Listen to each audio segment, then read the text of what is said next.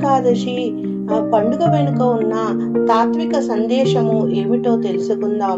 విష్ణువు ఉండే గుహ ఎక్కడో లేదు, దేహమే దేవాలయం అని శాస్త్ర నిర్ణయం. కైవల్య ఉపనిషత్తు తెలిపినట్లుగా ప్రతి మానవ హృదయ గృహలోని పరమాత్మ ప్రకాశిస్తుంటాడు. నిహితము గుహాయం విభ్రాజతే. అంత దగ్గరలో ఉన్న పరమాత్మను ఉద్దేశించి ఏకాదశి వ్రతాన్ని నియమంగా ఆచరించడం అంటే ఉపవాసం ద్వారా ఏకాదశేంద్రియాలను నిగ్రహించి పూజ, జప, ధ్యానము మొదలైన సాధనాల ద్వారా ఆరాధించడమని భావం.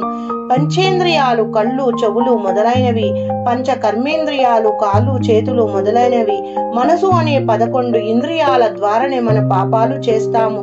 ఆ 11 అజ్ఞానానికి స్థానం. అందుకే 11 స్థానాలలో ఉన్న అజ్ఞానానికి ప్రతినిధి అయిన మురాసురుణ్ణి జ్ఞాన ప్రదాయిని అయిన ఏకాదశి మాత్రమే సంహరించగలదు. అందుకే ఏకాదశి వ్రతమును నిష్ఠగా ఆచరించేవారు జ్ఞానవంతులవుతారని, చివరికి వారికి ముక్తి కూడా లభిస్తుందని, వైకుంఠానికి చేరుకుంటారని శాస్త్రాలు వక్కాణిస్తున్నాయి.